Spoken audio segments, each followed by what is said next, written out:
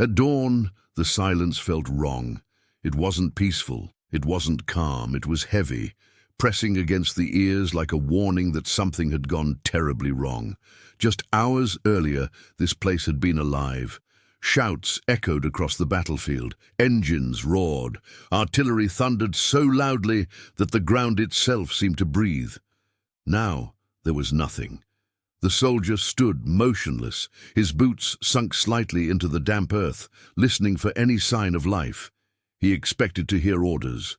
A voice on the radio, the distant sound of friendly movement. Instead, there was only wind slipping through broken trees and the faint crackle of small fires still burning in the ruins around him. He lifted the radio again, turning the dial slowly, carefully, as if patience alone could bring it back to life.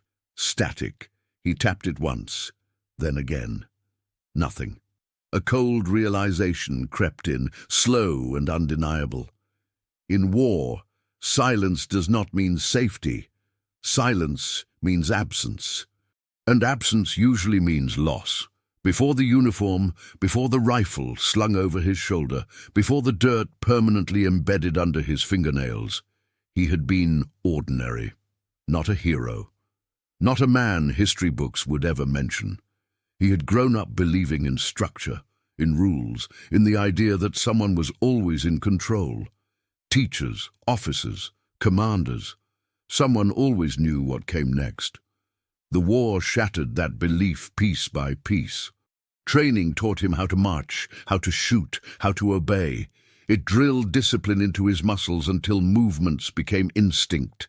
But it never explained what to do when the system collapsed, when the voice giving orders simply vanished. Standing there in the unnatural quiet, he realized this was one of those moments. The mission had begun the night before, inside a canvas tent that smelled of smoke, sweat, and damp fabric. A single hanging lamp swayed gently, its weak light casting long shadows over the faces of the men inside. Maps were spread across a rough wooden table, held down by empty shell casings and small stones. Lines were drawn and redrawn, routes marked, erased, and marked again. The objective was explained calmly.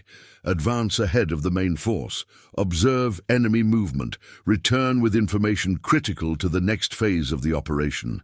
On paper, it sounded almost routine. But everyone in that tent understood the truth behind the words. The territory ahead was hostile. Enemy patrols were everywhere. Previous reconnaissance teams had failed to return. Some were presumed captured, others simply disappeared. The commander didn't try to inspire them. He didn't speak of glory or honor. He leaned forward slightly and said in a low voice, "If this fails, we lose everything." No one argued. The soldier nodded, not because he felt brave, but because refusing was never an option. He stepped out of the tent and into the darkness. Behind him, the sounds of war continued. Ahead of him, there was only uncertainty. The deeper he moved, the quieter the world became. Gunfire faded into distant echoes. Explosions lost their sharp edges, turning into dull rumbles that seemed to come from another place entirely. Each step forward felt like crossing an invisible line, a boundary where support no longer existed. He avoided open ground, stayed close to the tree line, moved slowly, carefully, listening more than walking. At one point, voices drifted through the trees ahead, enemy voices, close enough to hear laughter. His body reacted before his mind could catch up. He dropped to the ground, pressing himself into the cold dirt, barely breathing as boots passed just meters away. Time stretched. Seconds felt like minutes. Minutes felt endless. When the patrol finally moved on, his heart was pounding so hard he was certain they could hear it. That was when the radio failed. A brief crackle, a hiss of static, then silence. He adjusted the dial, checked the antenna, tried again. Nothing.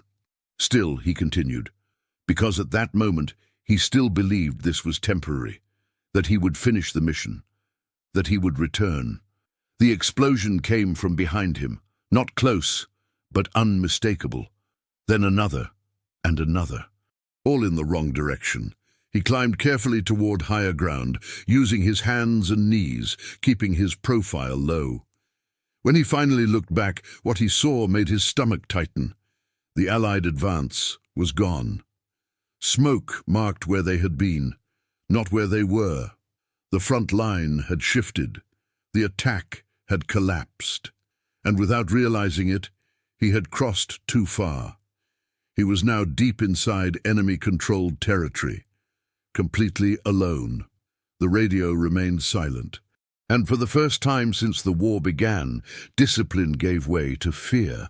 Long before the silence of that battlefield, before the weight of the rifle and the constant smell of smoke, he had been someone else. Not a soldier, just a young man who believed the world followed rules. He grew up in a place where mornings were predictable and nights were quiet, where danger was something read about in newspapers, not something that crept closer with every step. Life had structure, school, work, family dinners, plans for the future that assumed tomorrow was guaranteed. War shattered that illusion faster than he ever imagined.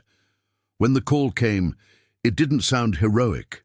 It sounded official, final, like a door closing behind him before he fully understood where he was going. Training stripped individuality away first. Names became numbers. Opinions became irrelevant. Fear became something you learned to hide. They taught him how to march until his feet bled, how to fire until his shoulder went numb, how to obey without hesitation. Discipline was drilled into him until hesitation felt like weakness. But no one trained him for abandonment. No one explained what happens when orders stop coming. Standing alone behind enemy lines, those memories returned uninvited, not as comfort, but as contrast. He thought of the person he had been before the uniform. The man who believed that if something went wrong, someone in charge would fix it. Someone higher up would intervene. That belief was gone now. There was no one left to intervene. The realization didn't hit all at once. It arrived in fragments. First, the radio. He checked it again, even though he already knew it was dead. Adjusted the dial slowly, as if moving carefully might somehow coax life back into it. Static answered him every time. Then the absence of sound. No friendly movement. No distant commands, no artillery supporting an advance, only enemy territory stretching endlessly in every direction. He sat down briefly, his back against a tree, forcing himself to breathe slowly. Panic would get him killed faster than any bullet. He began counting seconds, a habit learned in training, a way to anchor the mind. 10 seconds, 20, 30, still nothing. That was when the truth finally settled in. The mission wasn't just compromised. He had been left behind. He replayed the last hours in his mind, searching for a mistake. Had he gone too far, taken too long, misread the situation? But war didn't always offer explanations. Sometimes the front moved without warning. Sometimes decisions were made miles away by people who would never see the consequences firsthand.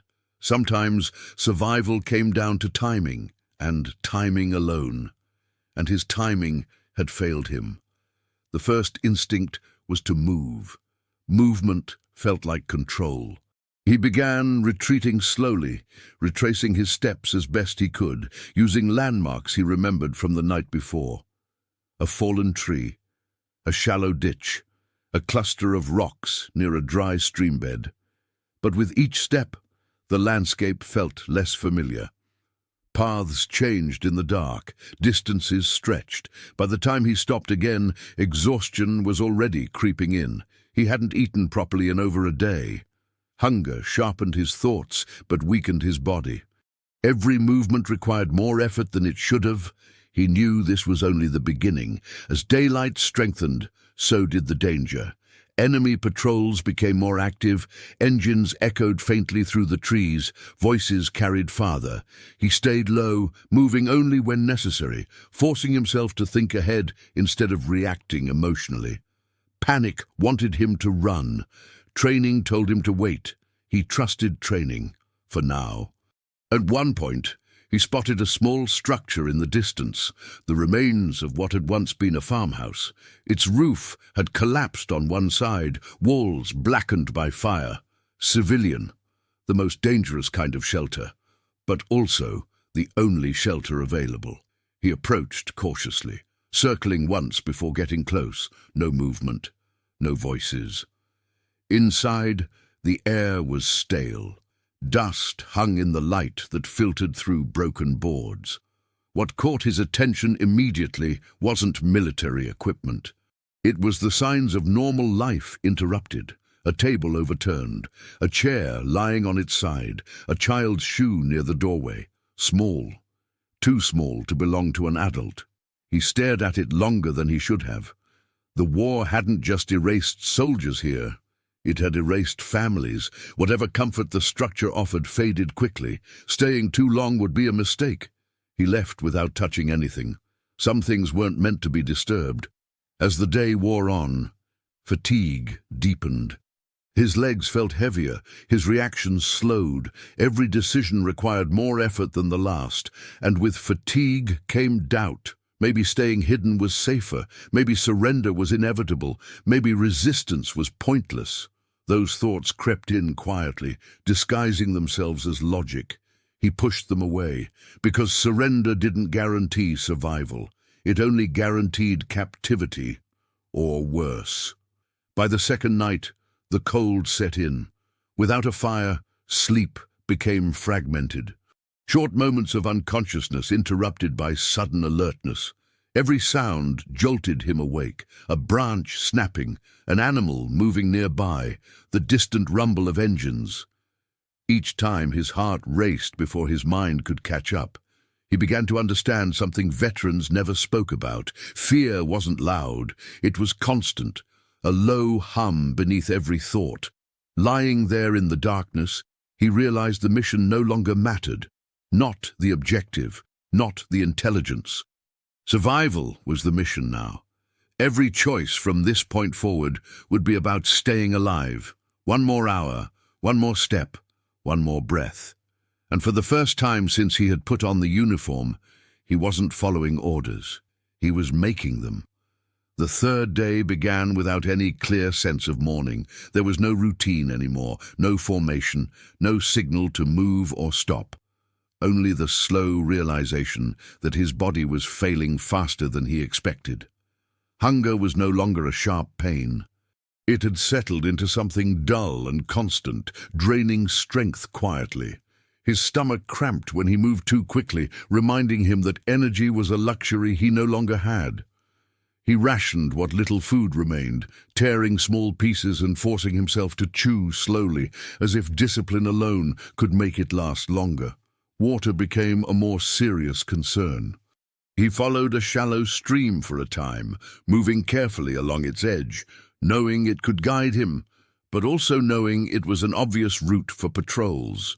Every choice was a compromise: safety versus visibility, speed versus exhaustion, movement versus concealment. There was no perfect option. Cold crept in relentlessly. At night, it wrapped around him, seeping through his uniform and into his bones. Without a fire, his body shook uncontrollably. He clenched his jaw to keep his teeth from chattering, afraid even the smallest sound might give him away. Sleep came in fragments, seconds at a time. Every time he closed his eyes, images flashed through his mind.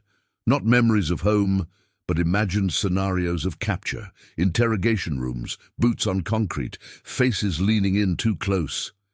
He woke repeatedly, heart racing, convinced someone was standing over him. No one ever was, but the fear remained. On the fourth day, he made his first serious mistake. Exhaustion slowed his awareness. Hunger dulled his instincts. He moved through a patch of dense brush, focused only on reaching thicker cover ahead, when a sound broke the silence. Metal scraping stone. He froze. Voices followed. Enemy soldiers. Close. Too close. There was no time to retreat. He dropped to the ground, crawling slowly into a shallow depression barely deep enough to conceal him. He pressed his face into the dirt, controlling his breathing with everything he had left. The voices grew louder. Boots stopped. For a moment, he was certain it was over. He could hear them talking, laughing, unaware that death lay just beneath their feet. Then one of them stepped closer, so close that dirt shifted inches from his face. He didn't move, didn't blink, didn't breathe. Minutes passed. Finally, the boots moved away. The voices faded. Only then did he realize his hands were shaking uncontrollably. That encounter changed something inside him. It stripped away the last illusion that he still had time. From that moment on, survival became mechanical. He stopped thinking in terms of days.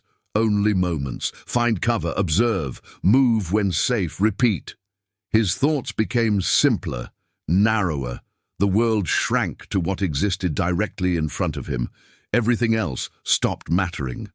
At some point, he reached another civilian structure, smaller than the first. A partially collapsed shed near the edge of a field. He waited nearly an hour before approaching, watching for movement. Nothing. Inside, he found nothing of use. But the smell lingered. Smoke. Burned wood. Something else beneath it. Loss. He realized then that civilians had once hidden here too. Not from him, from the war itself. That understanding stayed with him as he moved on. The war wasn't just lines on a map. It was destruction spreading outward, swallowing everything in its path. His body began to betray him. Leg cramps slowed his pace. Dizziness forced him to stop more often. His vision blurred at the edges when he stood too quickly. He recognized the signs. If nothing changed, he wouldn't last much longer. That knowledge pressed heavily on his mind. Fear changed shape. It was no longer sharp and sudden. It became quiet and persuasive, telling him to stop moving, to find a place to hide, to wait. But waiting was death. By the fifth night, the weather shifted. Rain began to fall lightly at first, then harder, soaking his uniform and erasing footprints. A blessing and a curse. Cold intensified. Mud clung to his boots, making each step heavier. But the rain also masked sound. He moved more freely under its cover, using it as protection, even as it drained the last of his warmth. Every mile felt endless. That night, as he lay pressed against the earth, soaked and shaking, he made a decision, not a plan, a rule. He would not surrender. Not because he believed escape was guaranteed, but because surrender meant the end of choice, and choice was the only thing he still possessed. In the distance, faint lights flickered, enemy positions, a reminder of how far he still was from safety. He turned away from them and continued into the darkness, alone, hungry, cold, but still moving. Because as long as he moved, the war had not finished with him yet. By the sixth day, his body was no longer the biggest threat. His mind was. Hunger and exhaustion had begun to distort time. Hours blurred together. Memories surfaced without warning, colliding with the present until it became difficult to tell what was real and what was imagined. He caught himself whispering once. Just a word. He didn't remember which one. The sound startled him so badly that he froze in place, heart racing, convinced he had just given himself away. From then on, he kept his jaw clenched, lips pressed together, afraid of his own voice. Enemy activity increased as he moved deeper. He could feel it. Engines passed more frequently. Patrols crossed his path with unsettling regularity. The war was no longer something happening somewhere else. It was closing in. At one point, he watched a group of enemy soldiers stop less than 30 meters away. They smoked, joked, passed a bottle between them. normal behavior. That was what made it terrifying. These weren't faceless enemies advancing in formation. They were relaxed, alert, comfortable in this territory. That meant he was the intruder. He waited until they moved on before continuing. Slowly, carefully, but exhaustion betrayed him again. As he moved through a narrow strip of trees, his boot caught on a hidden root. He stumbled, barely catching himself before falling. The sound was small, but in silence, small sounds are loud. Voices shouted immediately. He dropped to the ground and crawled, not knowing where he was going, only that he had to move. Footsteps followed, closer. His breathing became shallow. His vision tunneled. This was it, his mind insisted. This is where it ends. He slid into a shallow ditch filled with wet leaves and pressed himself flat, mud covering his uniform, his face, his hands. Boots appeared at the edge of the ditch. One step closer and he would be seen. A voice spoke sharply. Then another answered. The boots turned away. They moved on. He stayed there long after they were gone, unable to move, afraid his legs would collapse if he tried. That encounter broke something, not his will, his sense of safety. From that moment on, he understood there would be no warning next time. No second chance. Every movement could be his last. As darkness fell again, the fear changed. It became quieter. He stopped reacting emotionally. Instead, he felt an unsettling calm. Not peace. Resignation. The kind that comes when the mind prepares itself for the possibility of death. He reviewed his remaining options. They were narrowing quickly. Food was nearly gone. His body was weakening. Patrols were everywhere. Staying hidden indefinitely was no longer possible. That left only one option. Movement, risky, desperate, but necessary. That night he crossed open ground for the first time. Slowly, crouched low, moving only when clouds covered the moon. Each step felt like stepping into a spotlight. His muscles burned, his lungs strained. Halfway across, he heard it. A vehicle. Too close. He dropped flat, heart pounding as headlights swept across the field, missing him by mere meters. The engine idled briefly, then moved on.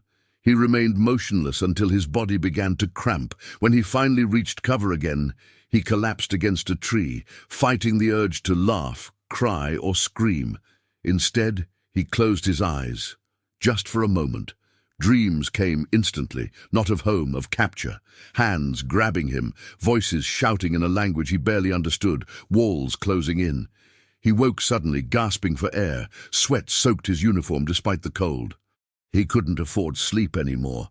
Sleep made him vulnerable. As the next day began, he realized something had changed. He was no longer reacting to the war. He was adapting to it. His movements became more efficient, his decisions faster. Fear was still there, but it no longer controlled him. That frightened him almost as much as the enemy did, because it meant the war was changing him. Late that afternoon, he reached the edge of a small village. Destroyed. Houses burned, windows shattered. Streets empty. The silence here was different, permanent. He moved through cautiously, scanning every doorway, every shadow. In one house, he found a mirror, cracked. He barely recognized the face staring back at him. Eyes sunken, skin pale, dirt and blood streaked across his cheeks. He looked older, harder, someone shaped by survival alone. He turned away quickly. There was no time for reflection. Not yet. As he left the village, he knew the next decision would define everything. Continue drifting, hoping for an opening, or commit to an escape attempt that could kill him just as easily. He didn't choose immediately, but the choice was coming. And when it did, there would be no turning back. By the 7th day, there was no doubt left. Staying hidden was no longer survival. It was delay. Every hour increased the chances of discovery. Patrols were tighter. Routes he once crossed cautiously were now crawling with enemy movement. The land itself seemed to reject him, offering fewer places to disappear. His body was reaching its limit. His legs trembled when he stood, his hands shook even when he was still. Hunger had gone beyond pain and entered something far more dangerous: numbness. That scared him more than fear ever had, because numbness meant the body was beginning to give up. He sat beneath a cluster of trees as evening approached, forcing himself to think clearly, not emotionally, logically. He laid out the facts in his mind, the way training had taught him. He had no reliable map, no radio, almost no food, very little strength. What he did have was experience. He had observed patrol patterns, not perfectly, but enough. He knew which areas were heavily guarded and which ones were passed through rather than occupied. There was one route, a narrow stretch of land between two enemy positions. Dangerous, exposed, but possible. Crossing it would mean committing fully. No retreat, no hiding, no hesitation. If he failed, he wouldn't be captured, he would be killed. The decision didn't come with drama. No speech, no moment of clarity. It arrived quietly, like acceptance. He waited until full darkness. No moon, heavy clouds, perfect conditions, and terrible ones. He adjusted his gear, tightening straps, discarding anything unnecessary. Every extra ounce mattered now. He took one last look behind him. Not toward home, toward the place he would never return to. Then he moved. The first hour was the hardest. His body resisted every step. Muscles screamed, lungs burned. His heart pounded so loudly he was convinced it would betray him. He moved slowly, deliberately, stopping often to listen. Once he dropped flat as a flare burst in the distance, bathing the landscape in harsh white light. He pressed his face into the dirt, not daring to move until darkness returned. Another time, voices erupted ahead of him. He changed direction without hesitation, detouring through rough terrain that tore at his boots and legs. Pain no longer mattered, only motion. Halfway through the crossing, doubt surged back violently. What if he was wrong? What if the lines had shifted again? What if he was walking deeper into danger instead of out of it? Those thoughts clawed at him, demanding attention. He ignored them, because stopping meant death. Hours passed. Time lost meaning. His world narrowed to breath, step. Then suddenly everything went quiet again. That same heavy silence from the first morning. He froze. This silence felt different, not empty, expectant. He listened closely, and then he heard it. A sound so faint he almost dismissed it.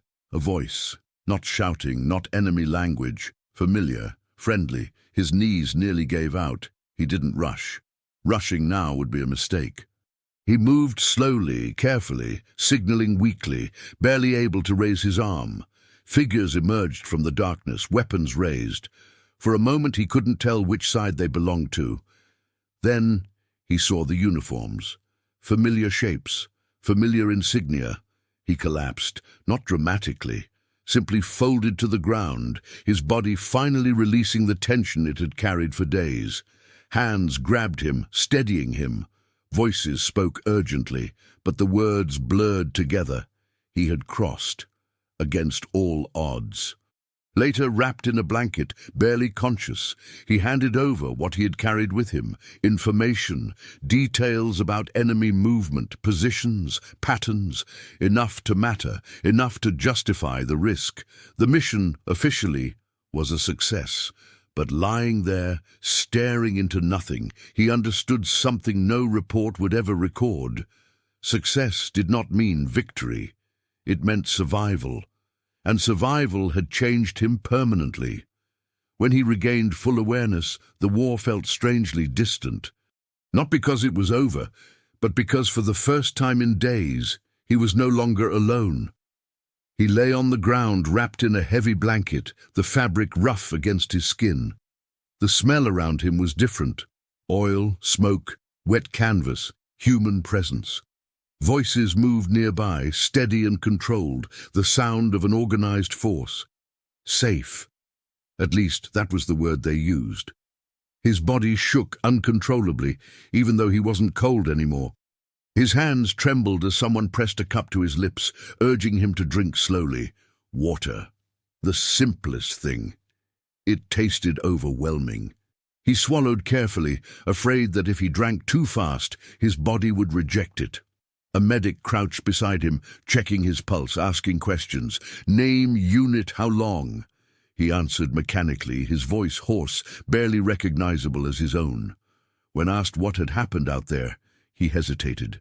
How do you explain silence? How do you describe days measured not by time, but by survival? He gave them facts instead.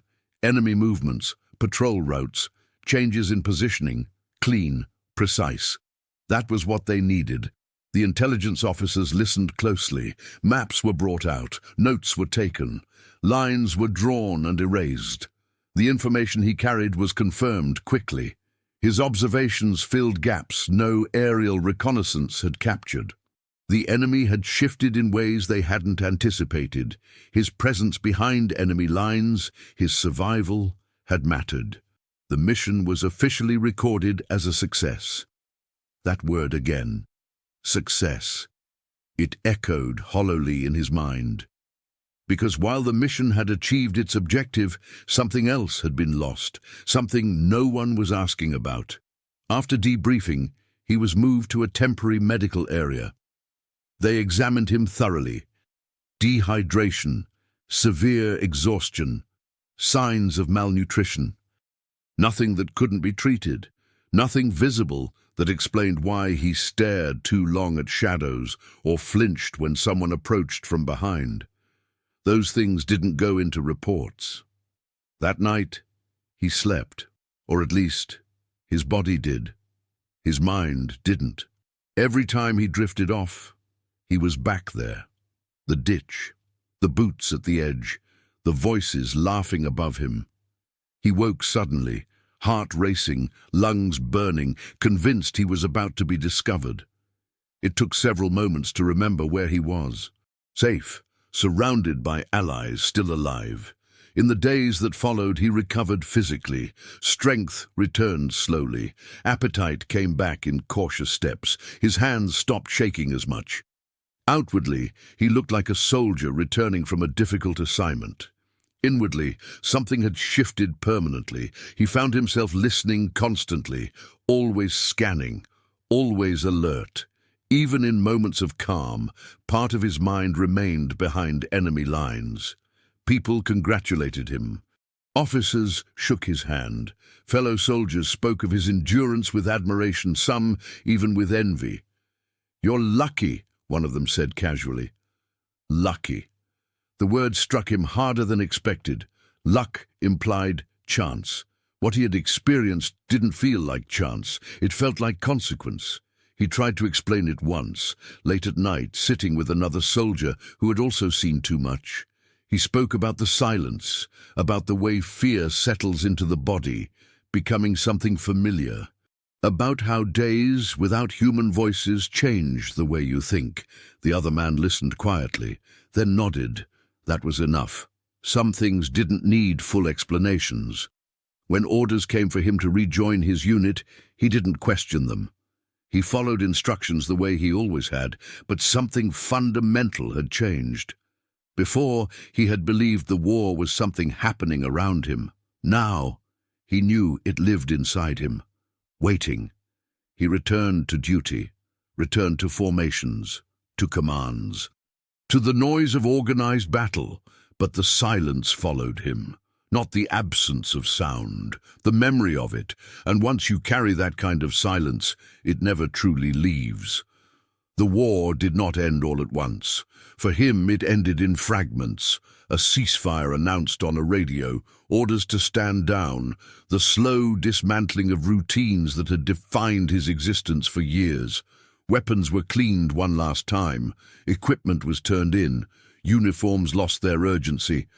And then, suddenly there was silence again, but this time it wasn't the silence of danger, it was the silence of return.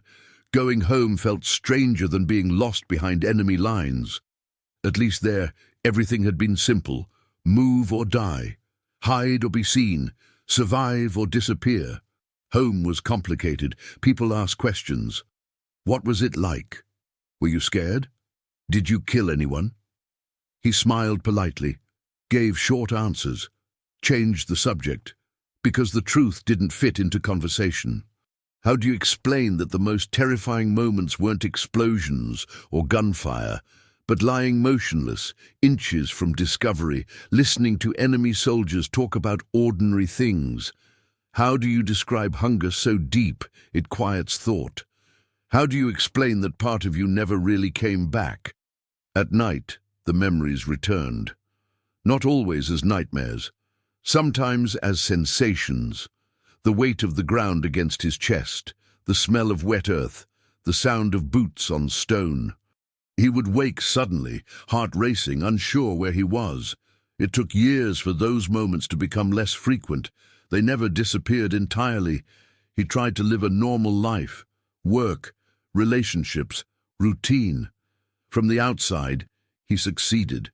From the inside, something was always listening, always alert. Crowded places made him uneasy. Sudden noises sent his heart racing before logic could intervene.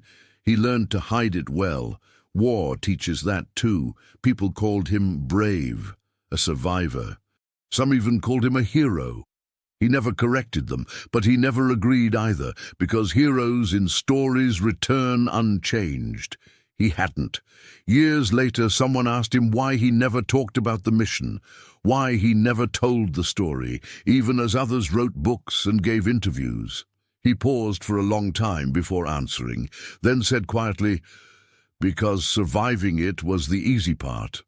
What he didn't say was this, that the hardest part was learning how to live in a world that no longer made sense the way it once had. History remembers wars through victories and defeats, through maps and dates. But war is truly remembered in moments like this. A single soldier, alone, making decisions no one else would ever fully understand, not because he wanted to be remembered, but because he wanted to live. That mission was recorded as a success, strategically, officially, but its real cost was invisible, carried quietly by one man for the rest of his life. And that is why, long after the war ended, long after the weapons fell silent, he never spoke about it again. Because sometimes the most desperate missions aren't about winning the war, they're about surviving it.